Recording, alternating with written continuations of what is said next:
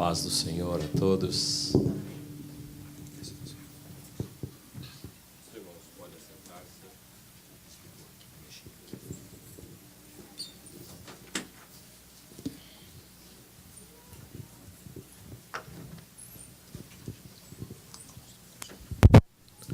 Amém.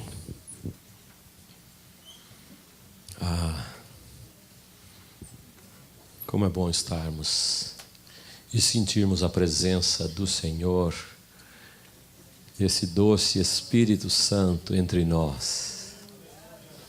Como é gostoso. Que liberdade que nós temos para fazer isto, amados.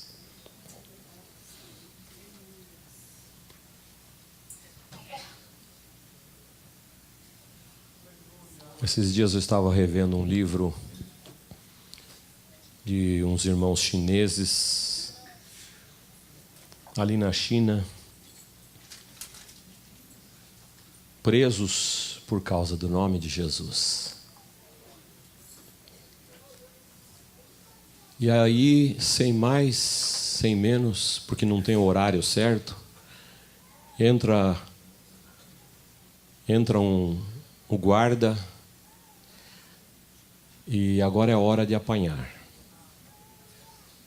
E eles apanham como se fossem os maiores criminosos.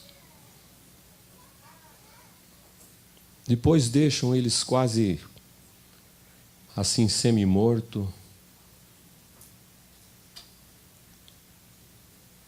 Aí, quando ele consegue se levantar, ele diz para o colega: onde mesmo que nós paramos aqui estudando a palavra de Deus? É de doer o coração. Mas nós temos que aproveitar esses momentos de liberdade, quando estamos diante do Senhor, porque nós somos livres, aqui, em casa, em todo lugar. E nós temos cantado: eu quero ser santo, eu quero ser santo.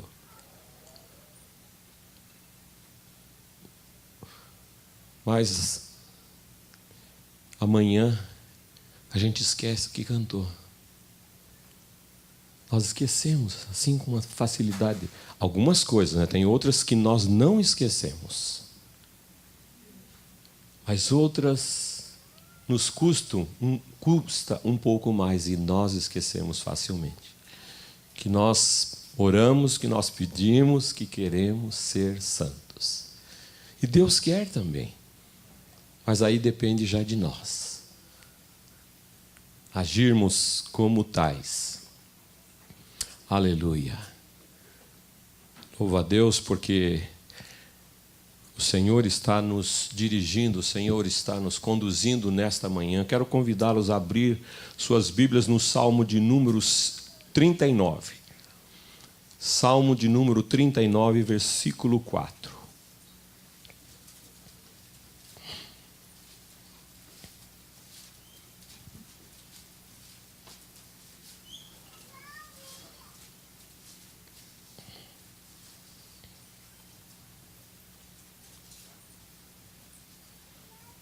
Este é um salmo de Davi. Sabemos que todos os salmos não foi Davi quem escreveu, houve vários autores.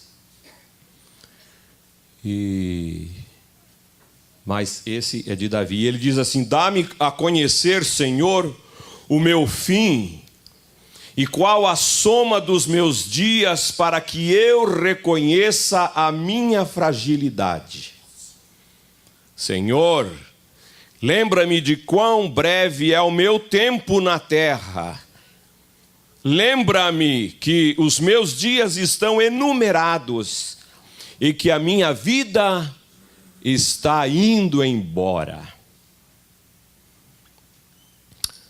Não sei se todos sabiam, mas Davi nasceu no ano de 1040 a.C.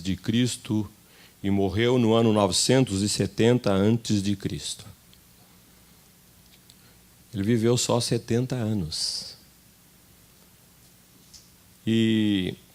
Mas foi Moisés que escreveu o Salmo 90, onde ele diz que Os dias da nossa vida sobem a 70, ou, quando você tem bastante saúde e vigor, a 80.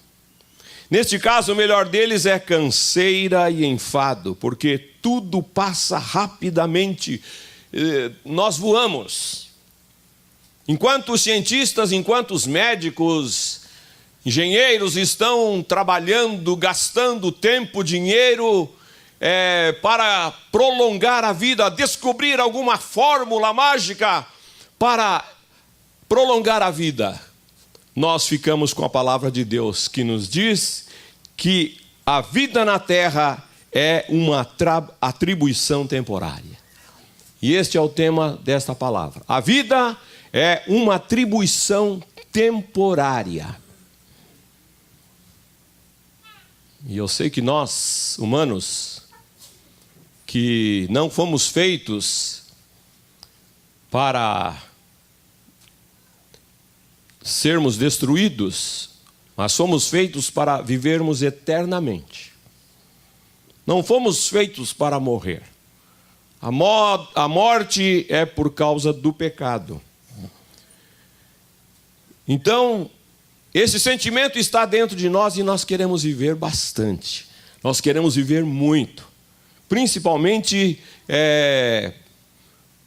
estacionar aí nos 40, 45, onde já muitos estão realizados, e gozar a vida, e ter tudo o que quer, tudo o que você pensa, tudo o que você imagina. Mas não é assim. Não vai ser assim. Por mais que você coma do melhor, faça dieta, se exercite, vá para a academia todos os dias, depois dos 70, enfado e canseira. E alguns já estão falando: Senhor, me leva daqui. Me leva, eu já vivi, eu já realizei, agora estou farto de dias. A Bíblia está cheia de metáforas que ensinam a respeito da natureza breve e transitória da vida na terra. Por isso que a Bíblia descreve que a vida é como uma neblina, um corredor rápido, um sopro e um fio de fumaça. A Bíblia diz que os nossos dias sobre a terra são como a sombra. Falando em corredor rápido, o irmão Fábio citou Daytona, e um dia eu e o irmão Carvalho fomos para Daytona assistir uma corrida. E aí, como todos sabem, os circuitos normalmente são ovais, e você vê quando o carro passa aqui, depois ele vai indo, passa lá e dá outra volta. É um pouco assim, meio boring. Chato, né? Porque, apesar que eu já dirigi lá em Daytona, né? A minha esposa fez esse desafio para mim. E eu dei 3 voltas lá, dentro daquele carro. Mas assistir às vezes em casa é melhor, porque você vê tudo amplamente. Agora, o carro é assim, ele está vindo lá, depois faz assim, e já foi. Aí você tem que esperar outra volta. Aí você não sabe para quem você está torcendo. Não consegue nem ver o número do carro. É tão rápido, já foi. Assim é a vida. Ela passa rápido.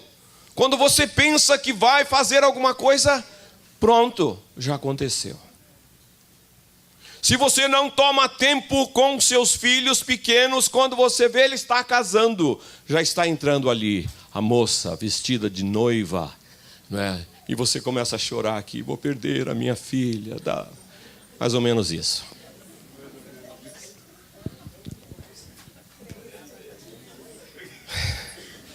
Para usar a sua vida da melhor forma possível, você não deve esquecer nunca de 2 verdades. Primeira, em comparação com a eternidade, a vida é extremamente breve. Segunda, A terra é apenas uma residência temporária.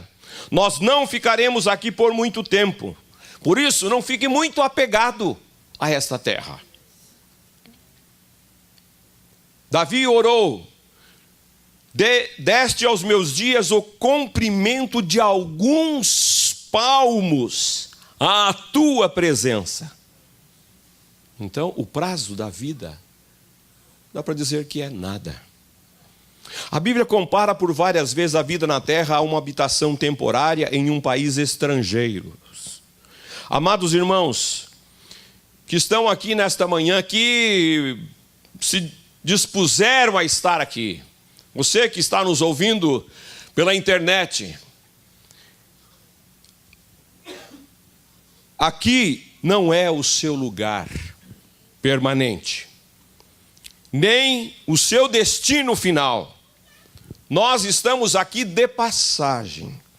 Nós estamos aqui visitando.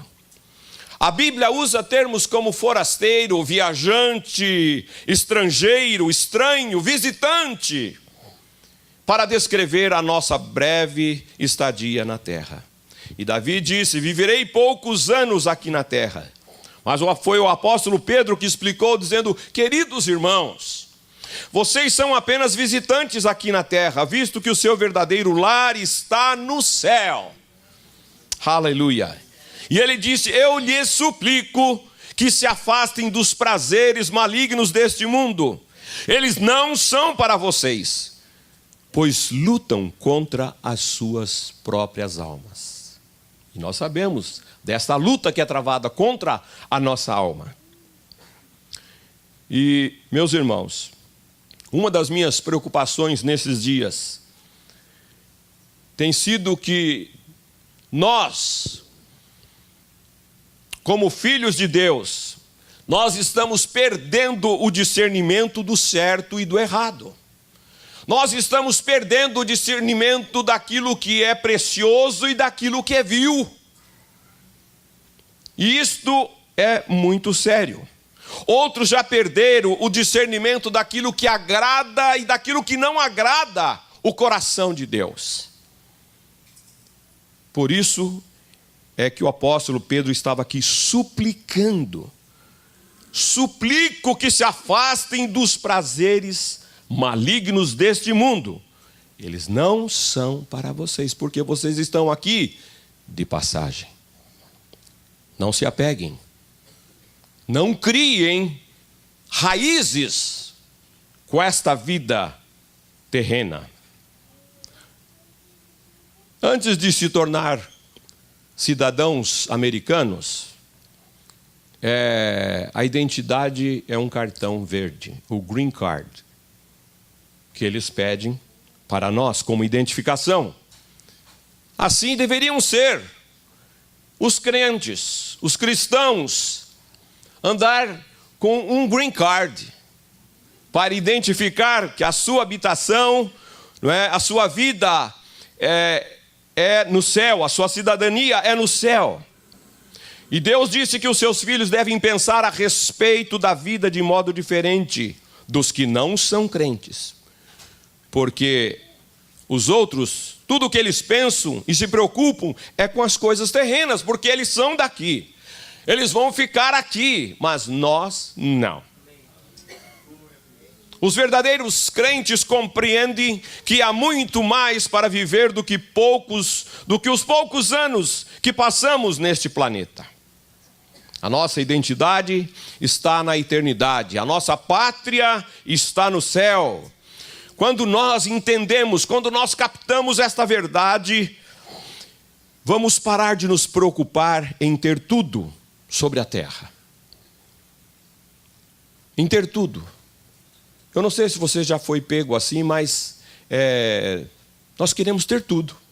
Tudo que é novidade, tudo que é novo, tudo que facilita, nós queremos ter, e às vezes até o que não precisamos, mas nós queremos ter, porque a mídia influencia isso na sua vida.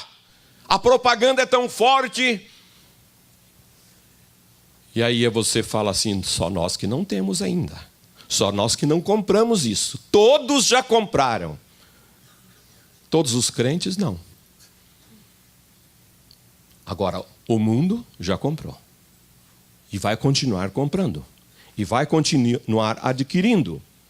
Porque eles estão adotando valores, prioridades e estilos de vida do mundo, que não deve ser o nosso caso. Quando nós flertamos com as tentações deste mundo, nossa, muita gente já não lembra mais o que é flerte.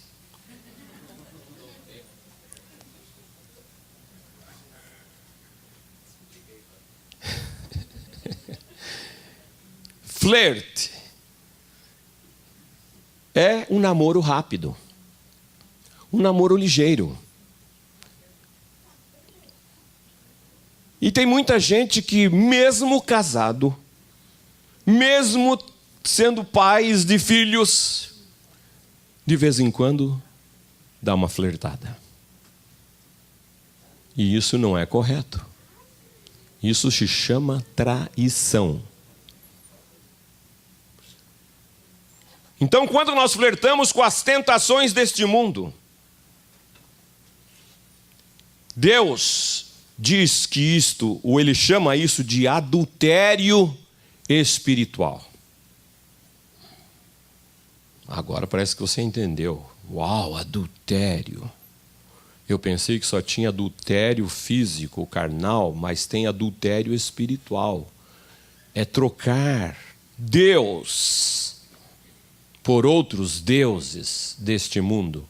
E que não são deuses de imagem, são deuses, são coisas que atraem a nossa visão, que atraem os nossos desejos. E enquanto nós não conseguimos, nós não temos sossego ou não damos sossego para ele ou para ela. Flertar com as tentações do mundo é adultério espiritual. E a Bíblia confirma, diz: infiéis, não compreendeis que a amizade do mundo é inimizade de Deus? Aquele, pois, que quiser ser amigo do mundo, constitui-se inimigo de Deus. Tiago 4. Mas na primeira carta de Pedro, ele nos diz assim: amigos, este mundo não é o seu lar, então não fique à vontade, não satisfaça o ego em prejuízo da alma. Deus não quer que fiquemos apegados ao que está à nossa volta, porque é uma situação temporária. Já fomos avisados de que os que têm contato frequente com as coisas deste mundo devem usá-las corretamente, mas sem criar apego, porque este mundo e tudo o que está nele vai passar. Tudo o que está nele vai passar. Em comparação com os outros séculos, a vida agora nunca foi tão fácil para grande parte do mundo ocidental. Somos frequentemente entretidos, divertidos, servidos com todas as fascinantes atrações, mídia cativante, agradáveis, experiências disponíveis hoje em dia. A verdade é que todos os povos do terceiro mundo, quando vêm para a América, eles ficam deslumbrados. Aqui pode comprar de tudo com facilidade, pode ter de tudo. E aí as pessoas entram de cabeça nesse querer adquirir tudo, comprar de tudo, e acabam se esquecendo do principal.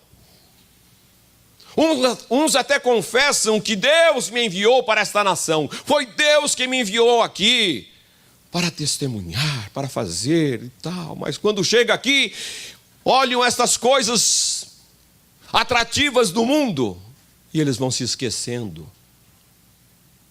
das coisas que tinham que fazer aqui para Deus. E vão se envolvendo de tal maneira que perde o foco, perde o alvo. Quando estava preparando esta palavra, estava me lembrando da avó da Marilim, a minha esposa. Já estava assim, bem velhinha, mas começou a chegar na casa dela o fogão a gás, porque cozinhava a lenha, né? Chegou o fogão a gás, chegou a geladeira. Aí um certo dia ela falou assim: agora que eu tenho todas essas coisas, me toca morrer.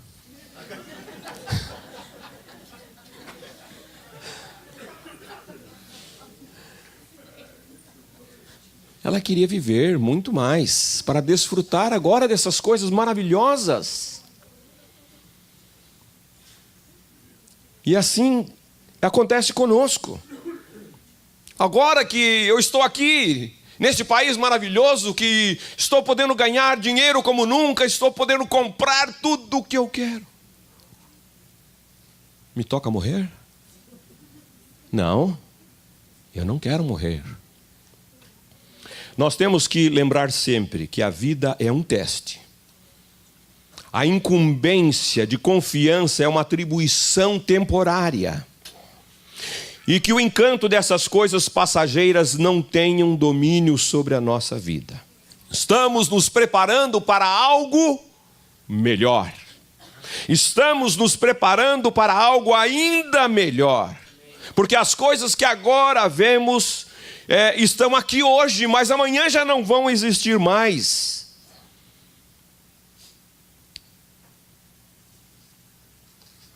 1 Coríntios, Paulo nos diz assim: nem olhos viram, nem ouvidos ouviram, nem jamais penetrou em coração humano aquilo que Deus tem preparado para aqueles que o amam.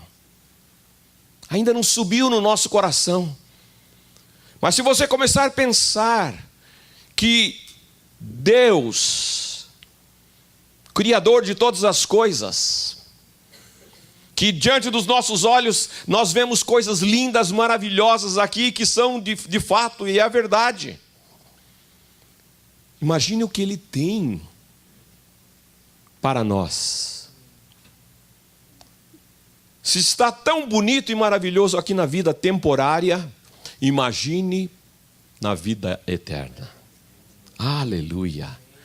Então você começa a pensar nesta grandiosidade de Deus, no que você vai ver, no que vai passar diante dos seus olhos, no que você vai realizar na eternidade, porque Deus tem coisas grandiosas para nos revelar. O fato de a terra não ser o nosso lar definitivamente explica por que, como seguidores de Jesus, experimentamos dificuldades, aflições e rejeições neste mundo. Isso também explica porque algumas promessas de Deus parecem não se cumprir nas nossas vidas.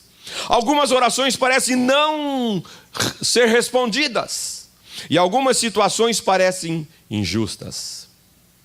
Mas afinal, essa não é o final da história.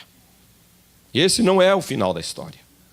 Para impedir que nós fiquemos muito apegados à terra, Deus nos permite sentir uma insignificante quantidade de descontentamento e desgostos na vida. Anseios que jamais serão satisfeitos deste lado da eternidade. Não somos completamente felizes porque não era para sermos. A terra não é o nosso lar definitivo, porque nós fomos criados para algo muito melhor. Quando percebemos que a vida na terra é apenas uma atribuição temporária, isso tem que alterar completamente os nossos valores. Tem que alterar. A partir do momento que nós conhecemos o propósito, a vontade de Deus, que a nossa vida está no controle dele, então essas coisas têm que mudar, Nós não podemos estar aqui como filhos de Deus, adoradores, discípulos, testemunhas, e não pensar nas coisas de Deus, ou só pensar nas coisas deste mundo. Valores eternos e não temporais se tornam fatores determinantes em nossas decisões. Se tornam fatores determinantes na nossa vida. E o escritor C.S. Lewis comentou: tudo que não é eterno é eternamente inútil. Tudo que não é eterno é eternamente inútil. Então é um erro fatal presumir que a meta de Deus para a sua vida é a prosperidade material. Ele pode até te conceder isso, você pode até ser um rico, um milionário. Deus pode permitir isso. Mas esse não é a meta de Deus. Esta prosperidade material ou sucesso popular, como determina o mundo. A vida em abundância de João 10:10, que ele nos diz, eu vim para que tenham vida e tenham vida com abundância, não tem relação nenhuma com essa abundância material, que muitos até pregam, mas nós sabemos que não é essa riqueza, não é essa abundância, não é essa fartura de bens materiais. E a fidelidade de Deus não garante sucesso na carreira ou mesmo no ministério. Jamais concentre seus esforços em coroas temporárias. Coroas temporárias. Aqui elas ficarão. Agora as coroas eternas, aleluia. Estas sim, concentre os seus esforços. Lute a cada dia para você receber, chegar lá, a coroa da vida. E ele afirma, toma cuidado para que ninguém te tome, porque os enganos desta vida podem te roubar a coroa da vida. É bem verdade que você não vai chegar lá no céu e não vai ficar desfilando com a sua coroa. Já aviso desde já. Muitos vão ter muitas coroas, outros somente a coroa da vida eterna. Mas você vai chegar lá diante do Rei dos Reis, Jesus. Ah, Senhor, colocará aos pés dele. Aleluia. Oh, glória a Deus. Trabalhe por coroas eternas, por coisas eternas. Lute por aquilo que você verá na eternidade. E não por estas coisas efêmeras, que nos dão um pouquinho de prazer aqui, mas depois ficam aqui, morrem. Nem no nosso caixão nós vamos levar. Outros vão ter, outros ou vai se estragar, ou vai apodrecer, ou o terremoto vai destruir, o fogo vai queimar, num piscar de olhos. Mansões são destruídas.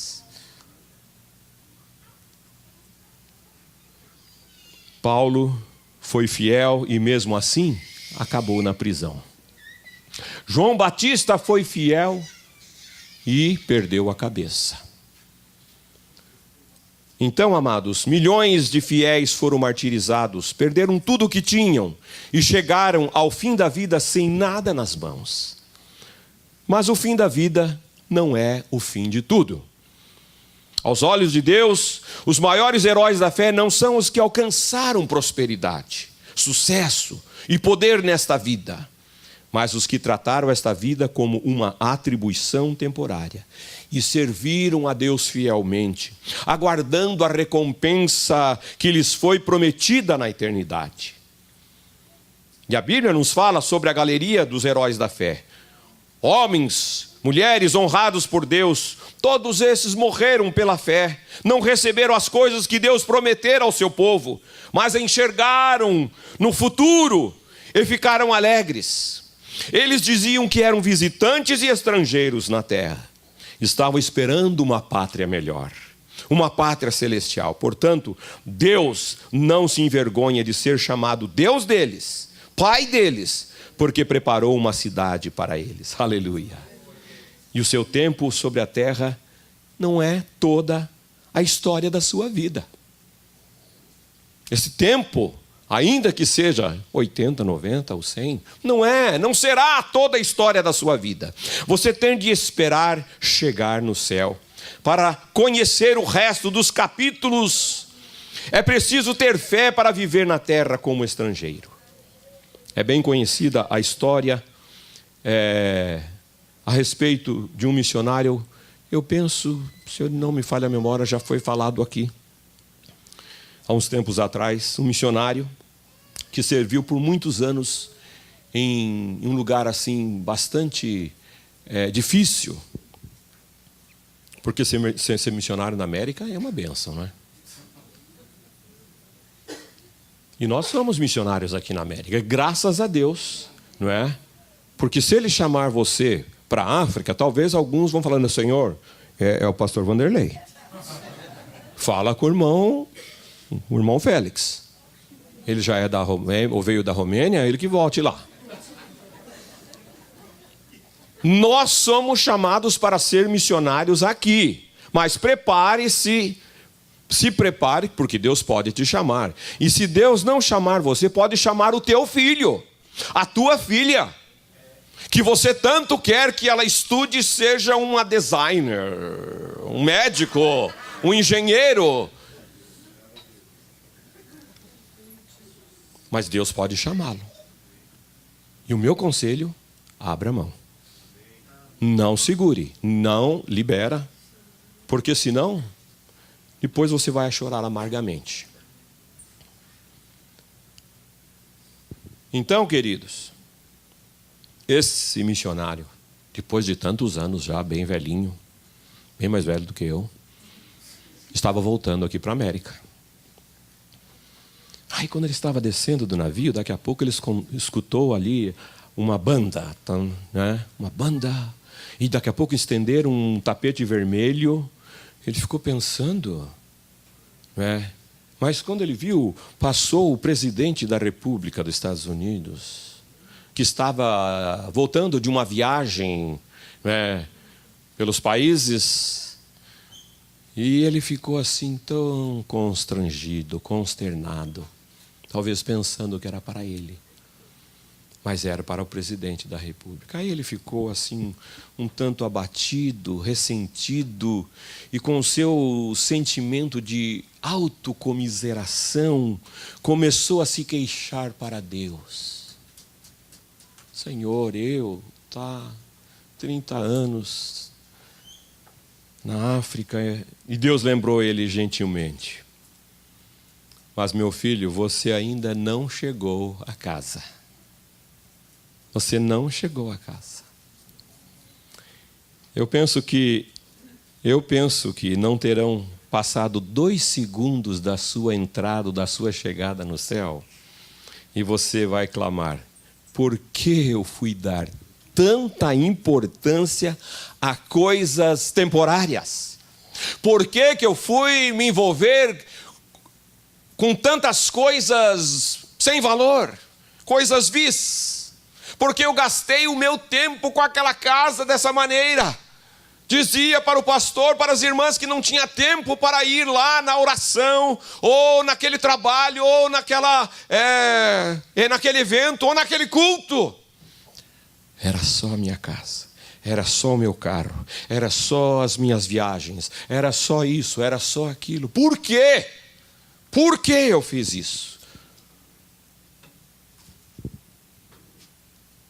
Quando a vida fica difícil e você é subjugado pelas dúvidas, ou quando fica imaginando-se viver para Cristo, será que vale a pena? Será que vale todo esse esforço em seguir a Jesus? Lembre-se de que ainda você não chegou a casa. Você ainda não chegou a casa. Mas agora, queridos, que nós já temos tomado consciência de que nós estamos aqui temporariamente e que alguns poderão viver mais do que os outros. Nós não sabemos em que tempo nós estamos, se está no primeiro tempo, né, pastor? Se já estamos no segundo tempo e o técnico, né? Falar: Senhor, eu vou sair agora? Não terminou o jogo para mim? Eu quero fazer mais. É você. Você vai ser substituído por outro. Uau! Ele pode fazer isso. Ele é o dono da vida. Nós é que temos que nos cuidar e sermos bons atletas, fazer o melhor. Fazer o melhor. Porque não sabemos em que momento o nosso técnico vai chamar. Vem. Descansa, vai descansar um pouquinho, meu filho. Aleluia. Então, queridos, afinal, nós temos consciência que nós estamos aqui de passagem.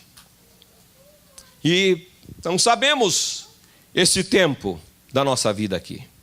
Então, como bons cristãos, como bons filhos de Deus, discípulos de Jesus, sabendo que a qualquer momento nós podemos deixar, nós temos que pensar: o tempo que eu estiver aqui, eu quero fazer o melhor para Ele.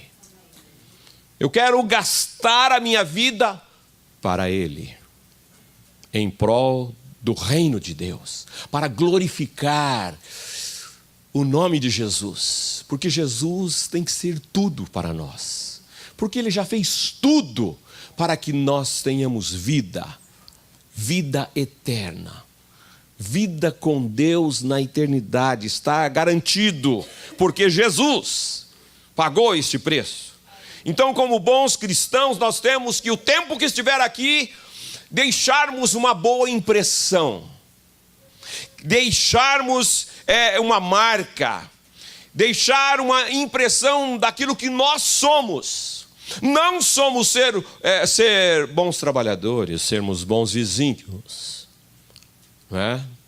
Talvez o vizinho fale assim: uau, o Vanderlei foi embora, mas ele era um bom vizinho, era isso, era aquilo.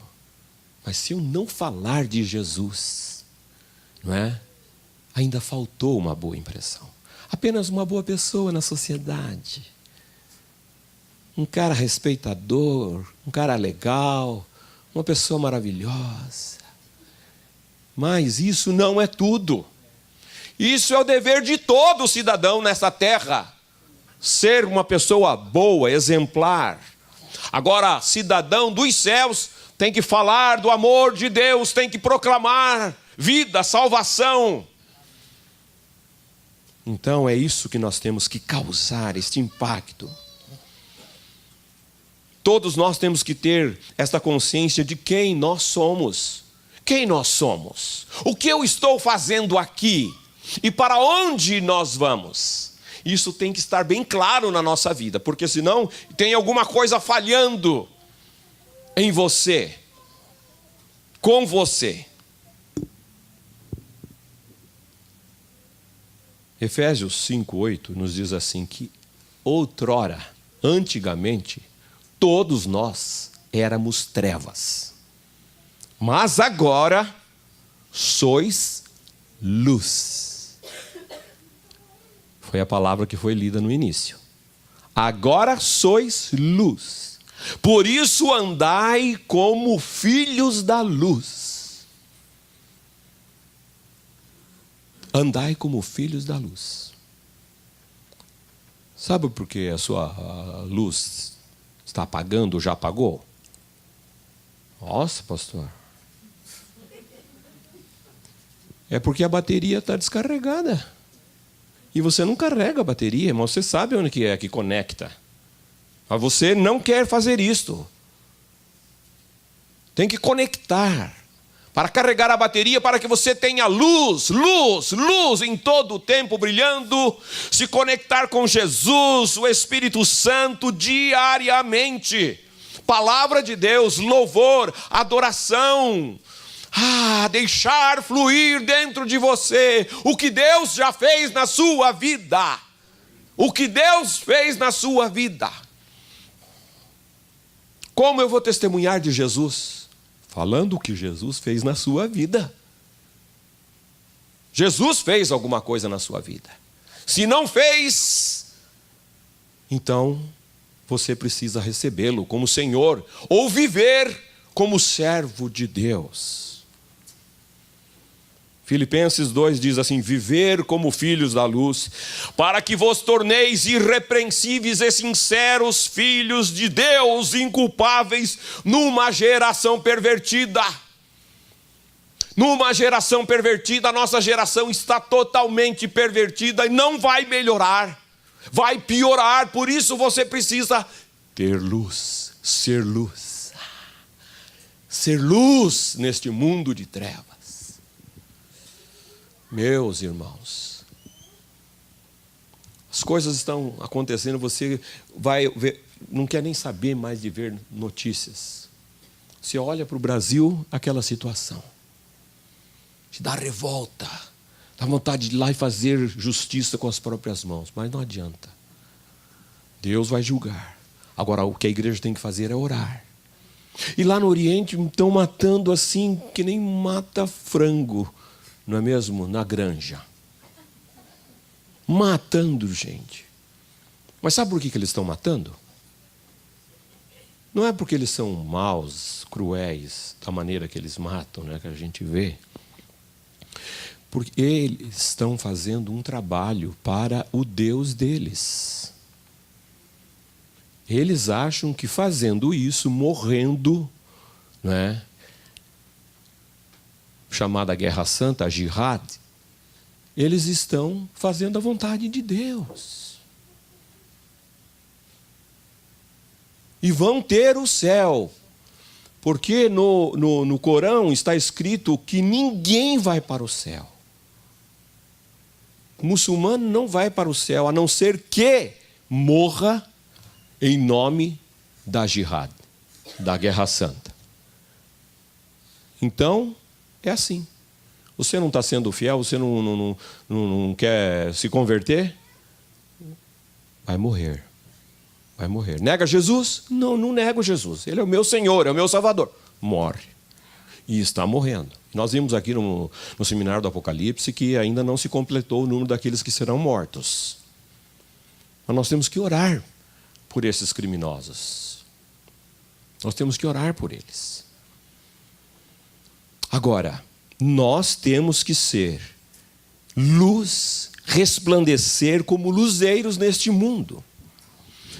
E o versículo 16 diz assim: preservando a palavra da vida. Sermos luzeiros neste mundo de trevas e preservar a palavra da vida. Hoje existe uma pregação muito forte sobre preservar a natureza e outras coisas. Nós, como cristãos, devemos preservar a natureza, devemos ser os primeiros, porque Deus deu essa terra para nós vivermos. Então nós temos que preservar. Mas enfim, não desprezando isso, o que nós temos que fazer como filhos de Deus é preservar a palavra da vida. Não é preservar o papel. Não. Eu penso que vai chegar um dia que alguns pais vão ter assim uma Bíblia, talvez numa caixinha de acrílico, não ali na parede assim, mas numa caixinha de acrílico, não é?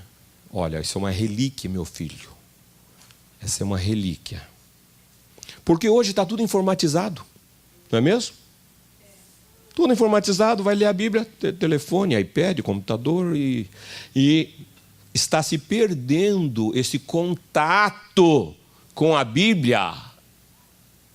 Quando milhões ainda nunca viram uma Bíblia, não pegaram na Bíblia, não sentiram uma Bíblia. E quando a fazem, eles choram. O coração deles se derrete.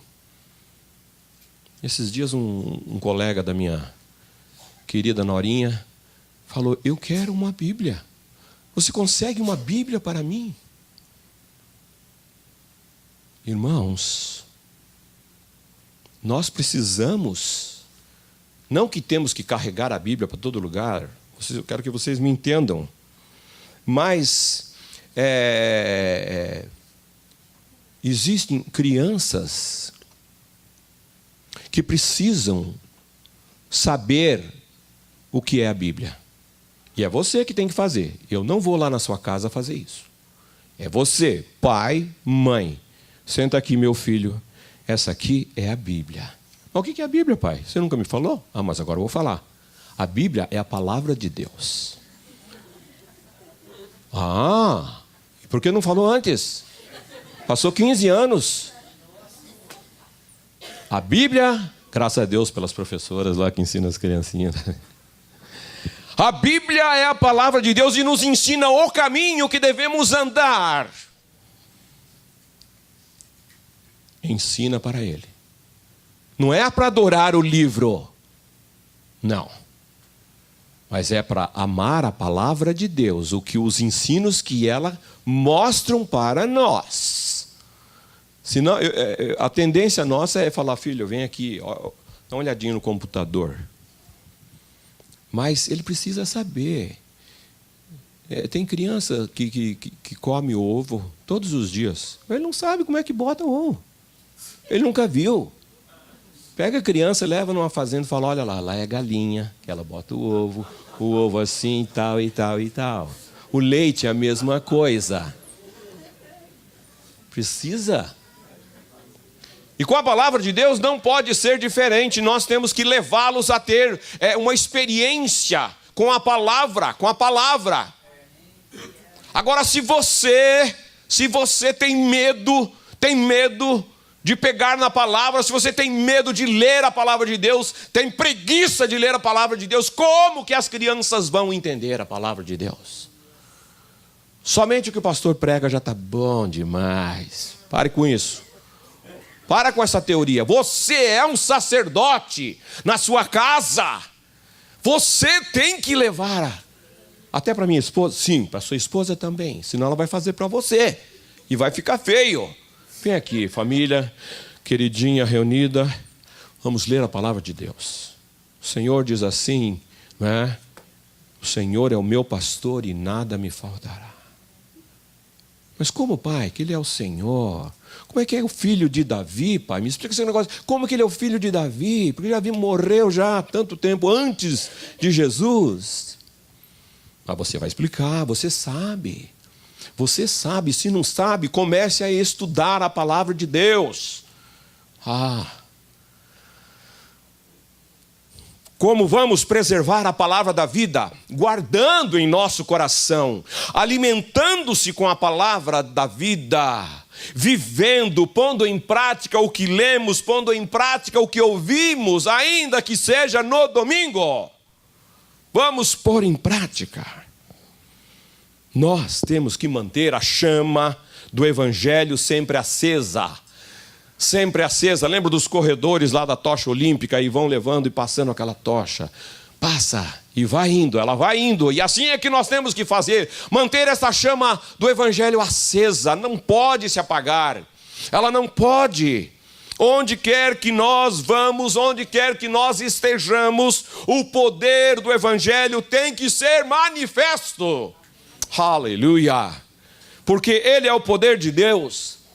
O Evangelho é o poder de Deus para mudar, para transformar vidas. E nós recebemos esta incumbência. Nós recebemos esta missão, porque Ele confiou isto para nós. Imagine só você. Foi passear lá em Washington, D.C. e se encontrou com o presidente Obama. E ele pediu para você levar uma carta para a dona presidenta. Você fala, eu? Presidente Obama, por favor. Não que ela anda fazendo umas coisas erradas lá, sabe? Mas quem sou eu para ir? Vou chegar lá no palácio. Como é que chega no palácio? Que roupa que eu vou ter que ir? E isso, e mais aquilo. Mas ele falou, estou confiando para você. Essa carta tem que ser entregue para o presidente do Brasil. E você foi escolhido. Uau! Você quase vai cair desmaiado, não é mesmo? Por tanta honra de levar uma carta, recebendo das mãos dele e passando para as mãos do presidente do Brasil. É isso que acontece, Você recebeu de Deus esta incumbência de ir, de falar, de anunciar. Por isso, aceite a sua missão. Aceitemos a nossa missão de fazer este trabalho. Porque Efésios nos diz, foi o próprio Deus quem fez de nós o que somos e nos deu uma vida nova da parte de Cristo Jesus. E muitos séculos atrás, Ele planejou que gastássemos essa vida em auxiliar os outros, em ajudar os outros, em abrir os olhos dos outros. Aleluia.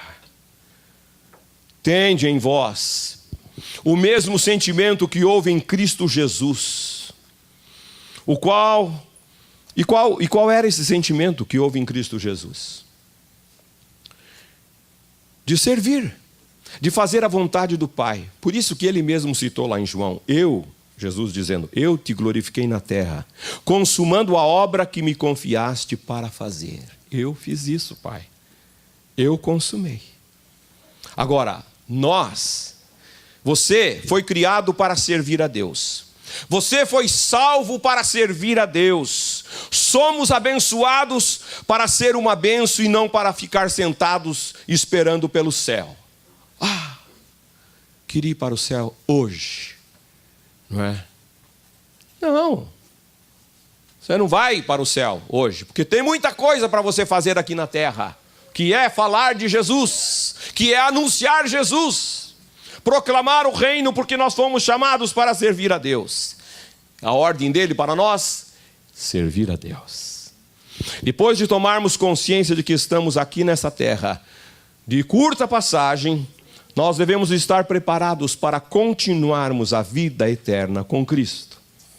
E Paulo fala para Timóteo, falando para Timóteo, meu filho, combate o bom combate. Toma posse da vida eterna. E eu digo para você nesta manhã, combate o bom combate. Faça o trabalho de um missionário. Faça o trabalho de um missionário aqui em Tampa Bay. Você está morando aqui, e é aqui que Deus te colocou. Seja um missionário. Aonde você está trabalhando, aonde você está estudando, aonde você mora, no bairro, na escola, e comece a se preocupar com a salvação de almas. Salvação de almas. Quando fala assim, almas, você já pensa assim, nossa, é um pregador que prega e já vem 1000 almas. Não. Uma alma vale mais do que o mundo inteiro. Então comece com uma alma. Não pense nos milhares. Um dia sim, pode acontecer. Mas se você nunca ganhou uma, ganhe uma. Comece então, como que ganha alma? Orando. Comece a orar. Comece a orar, comece a interceder, comece a orar, comece a suplicar. Deus, dá-me uma alma. Dá-me almas para Jesus. Aleluia. Quando nós começarmos a ter o coração inflamado em pedirmos almas para Jesus, isto vai acontecer. Vai acontecer. Queridos, nós precisamos orar pela salvação de almas. Nós estamos numa campanha aqui para construção ou comprar um templo. Estamos doando dinheiro. Mas você está orando? Você está orando ou você só está contribuindo? Nós precisamos também de oração para isso. Ele é bom, ele é importante. Mas oração por almas, irmãos, nós precisamos orar todos os dias. Todos os dias. Ore a Deus, clame. Clame ao Senhor por salvação de almas. No final da sua vida na terra, você ficará perante Deus. Porque quando acabou aqui, você vai, você entendeu? Estar diante de Deus. E você ali na presença dele, ele vai avaliar como você serviu aos outros aqui com a sua vida. A Bíblia diz que cada um de nós prestará contas de si mesmo a Deus. Uau, então pense nessas implicações. Pensa nisso. Algum dia, Deus irá comparar quanto tempo e energia gastamos conosco, em relação ao que utilizamos para servir aos outros. Nesse momento ali, diante dele, então você vai começar. Que desculpa eu vou falar para ele? Nesse momento, todas as suas desculpas para o egoísmo soarão vazias. Eu estava muito ocupado, eu não tinha tempo. O Senhor sabe que eu não tinha tempo. Eu precisava cuidar da minha família. Eu tinha os meus próprios objetivos. Eu estava preocupando em trabalhar, me divertir e cuidar da minha aposentadoria. Enfim, eram tantas coisas, o Senhor sabe de tudo isso. A todas as desculpas Deus responderá: sinto muito. Resposta errada. Eu criei você, eu salvei, eu chamei, eu ordenei a você que tivesse uma vida de serviço aos outros. Isto é, fazendo o bem e reconciliando vidas com Deus. Fazendo o bem e reconciliando vidas com Deus. Aleluia. Queridos irmãos, é hora de nós despertarmos, de nós discernirmos que o chamado de Deus, como Deus chamou um dia o profeta Isaías, dizendo para ele: a quem enviarei? A quem enviarei? Isaías disse: eis-me aqui, Senhor. Eis-me aqui, Senhor, envia-me a mim. Amém. Curve a sua cabeça. Curve a sua cabeça. Obrigado, Senhor. Obrigado pela vida, pela saúde e até mesmo pelas doenças, enfermidades que nós passamos ou que passaremos. Obrigado, Senhor, porque o Senhor é quem cuida de nós. Obrigado pela tua misericórdia, pela tua paciência, Senhor, conosco. Mas, ó Deus, nós queremos deixar de falhar. Nós queremos, Senhor, que o nosso coração comece a arder para ser esta luz neste mundo de trevas.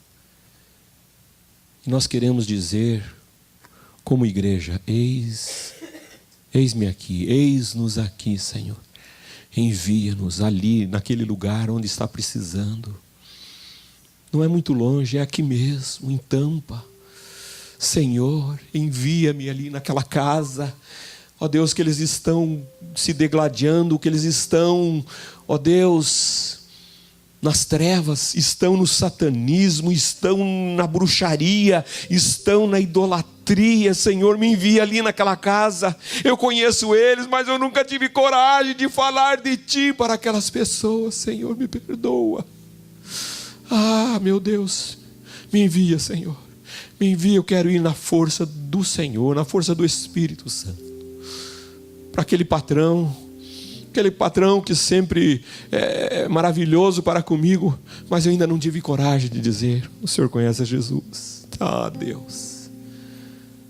Senhor, faz uma revolução espiritual, Senhor. Deus, nas nossas vidas, começa comigo, Senhor. Eu quero estar inflamado, incendiado. Senhor, eu quero almas reconciliadas com Jesus. Eu quero almas. Ó Deus, usa, Senhor, esta igreja. Usa esta igreja para fazer diferença nesta terra. Usa a vida dos meus irmãos para fazer diferença ali em casa, no trabalho. Ó Deus, Senhor, obrigado, porque o Senhor tem confiado a nós isto. Senhor, talvez se nós fôssemos o Senhor, a gente não confiaria uma palavra tão maravilhosa, tão importante, para nós entregarmos. Falaria com outras pessoas, mas o Senhor confiou. O Senhor confia, Ele crê que nós podemos fazer, por isso que Ele confiou para nós, para mim e para você. Eis-me aqui, Senhor. Eis-me aqui. Se você pode falar isso aí onde você está orando nesta hora, não se distraia, ore nesta hora e diga: eis-me aqui, Senhor. Eu não sei, mas eu quero aprender, eu quero ir, eu quero cumprir, Jesus. Eis-me aqui, envia-me a mim. Aleluia, aleluia. Que Deus nos abençoe, amados. Que Deus nos use em graça e sabedoria.